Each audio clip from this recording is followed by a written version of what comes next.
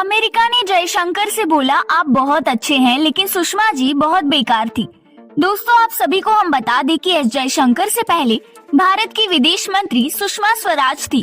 America के पूर्व विदेश मंत्री माइक पोम्पियो ने एक बड़ा खुलासा करते हुए कहा है कि उन्होंने भारत के पूर्व विदेश मंत्री सुषमा स्वराज को कभी महत्वपूर्ण राजनीतिक शख्सियत के रूप में नहीं देखा, लेकिन विदेश मंत्री एस जयशंकर से पहली मुलाकात में ही अच्छे मित्रवत रिश्ते बन गए थे। मतलब यहाँ पर अमेरिकी पूर्व विदेश मंत्री जयशंकर को सुषमा स्वराज के मुकाबले काफी बेहतर बता रहे हैं।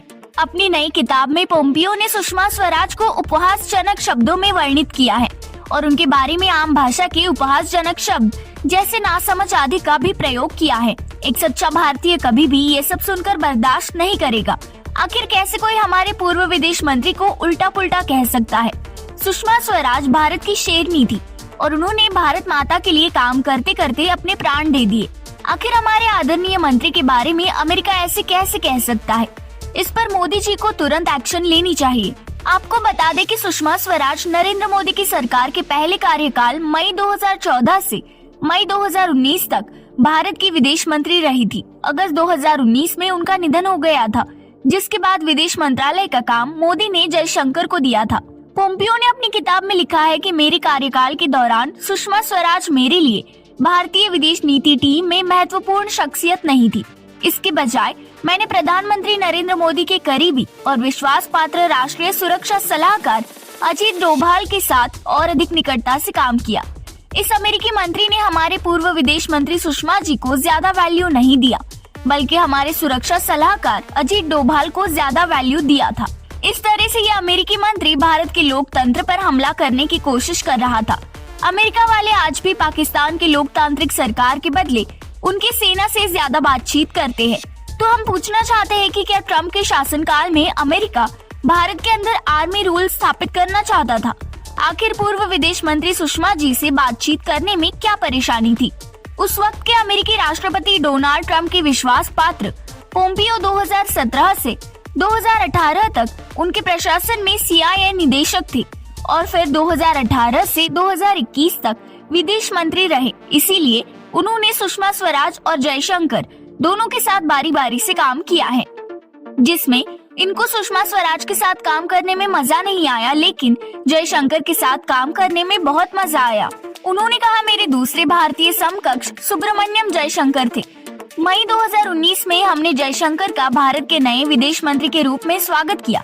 मैंने इनसे बेहतर भारतीय विदेश मंत्री नहीं देखा। माइक पोम्पियो ने जयशंकर के बारे में कहा कि मैं इस व्यक्ति को पसंद करता हूँ। अंग्रेजी उन 7 भाषाओं में से एक है जो वे बोलते हैं और वो मेरे से बेहतर अंग्रेजी बोलते हैं।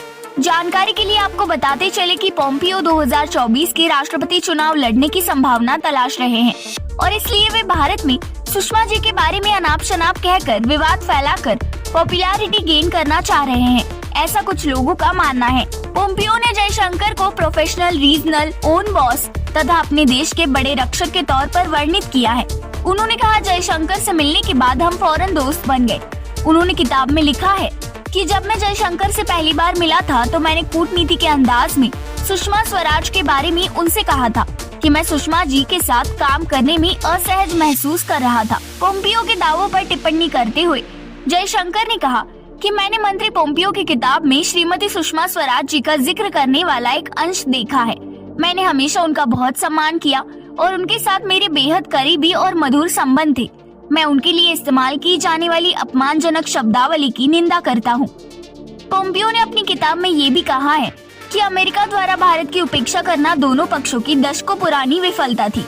उन्होंने भारत अमेरिकी रिश्ते पर टिप्पणी करते हुए लिखा कि हम स्वाभाविक सहयोगी हैं क्योंकि हम लोकतंत्र, आम भाषा तथा लोगों और टेक्नोलॉजी के संबंधों का इतिहास साझा करते हैं। भारत अमेरिकी इंटेलेक्चुअल प्रॉपर्टी और अमेरिकी प्रोडक्ट की भारी मांग वाला बाजार भी है।